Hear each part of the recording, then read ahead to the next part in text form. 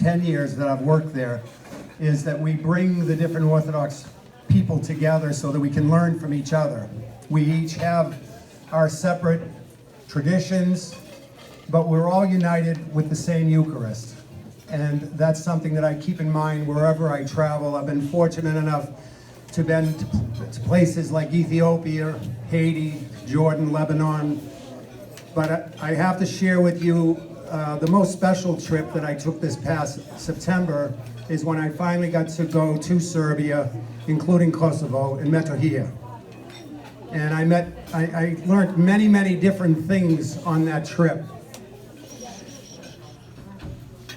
The first thing is that you have to look in the eyes of the individual when they pour their slivovich, which I thought was very profound. The warmth of the people was especially gratifying, and it brought much humility.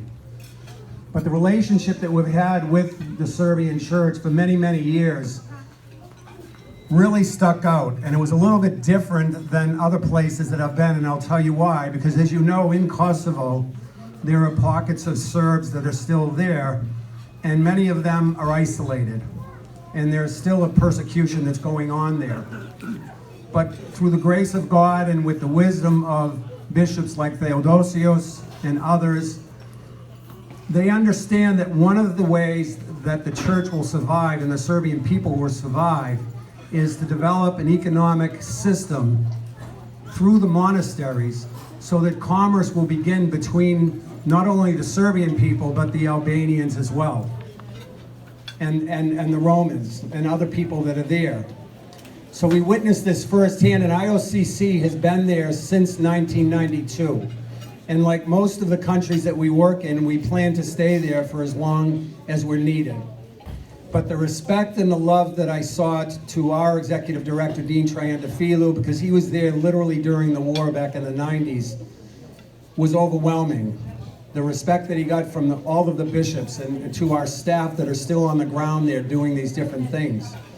I got to visit many of the monasteries, and I had to share this. I pulled it out. I actually have a cross from the beautiful monastery at Studenica. I don't know if any of you have been there. But I permanently wear this now because, as you know, it's, you know, when I first saw it, I didn't really understand it because there was, I could recognize the cross, but there's also the anchor there. And I learned from the trip that in the ancient Christian church, the anchor was actually one of the symbols of Christianity. So for me, this has become a symbol of not only my faith in Christ, but the work of IOCC, because we bring an anchor of hope to the people in need when they're suffering. So I permanently wear this now as a reminder of that. But we also visited many of the other monasteries, and I just want to share two more stories. One is Dechany.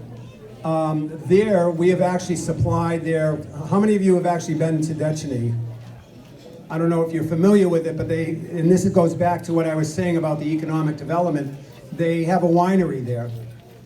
And we actually supplied them with the actual grape crusher and the vessels, the containers that the wine is put into so that it could ferment, so that we're actually helping them develop this industry. So at this time, now they're actually buying grapes from the local community, including Albanians. And then they're distributing and they're selling it. So hopefully, God willing, in time, civility will come back, friendship will begin, and maybe we'll have peace. But we're doing this, we're offering other programs as well. I met one family in particular. The gentleman's name was Petko, and he lived in one of the isolated villages that I was talking about, and not too long ago, 25 homes were burnt down. And his family was the only family that decided to stay. But they were unable to make a living. So we, through IOCC and the church, we gave them a greenhouse, and we actually supplied them with seed and feed. And now they have this ongoing business where they're able to grow vegetables and other crops and feed for the animals, and they're actually making a living from that. And they were just so grateful for this small gift that we gave to them. He then came up to me and he showed me and it was very sad because he showed me just two coins. It was the only thing that he had left after the fires. And these coins actually went back to the time of the Ottoman Empire, and it was the only family heirloom that he owned. But he was just, the family was just so grateful, the fact that we were able to help them get back on their feet, because we look at them as survivors. So this is just one small example of the many, many, many programs that we have in Serbia, Kosovo, including Kosovo and Metohija. So I'm reaching out to you today. I will walk around and pass out some brochures. Please go online, look at the brochures, and try to learn. We need the support of all of you, even if it's in a small way, $5, $10 a month, whatever that you can afford to do. You can designate it just for Serbia if you want.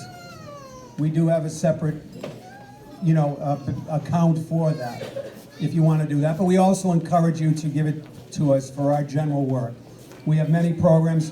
We actually have a very active program here in the United States where we respond after hurricanes and tornadoes and other natural and man-made disasters.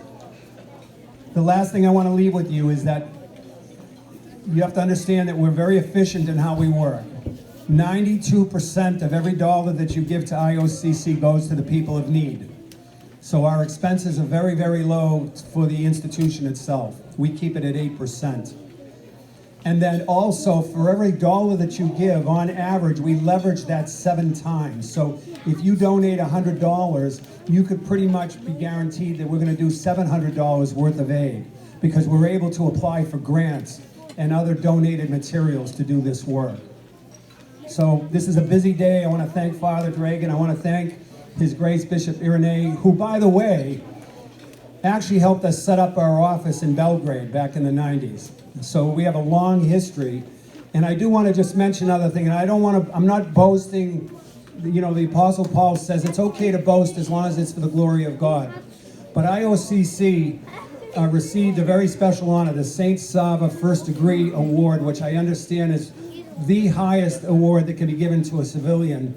And Dean Triandafilo, back in 2005, received that from Memory Eternal Patriarch Pavle on behalf of the IOCC staff, but most importantly, for the Americans who actually support IOCC as well. And we received that award because of all the work that we did in that region. So thank you again. God bless you. Blessed feast day. And if you have any other questions, we can discuss it with you. As a sign of small recognition for our guest today, I have a beautiful icon of the Christ as a gift from our parish, and this will be a gift for our guest and for his family. God bless you many, many years. Thank you for coming.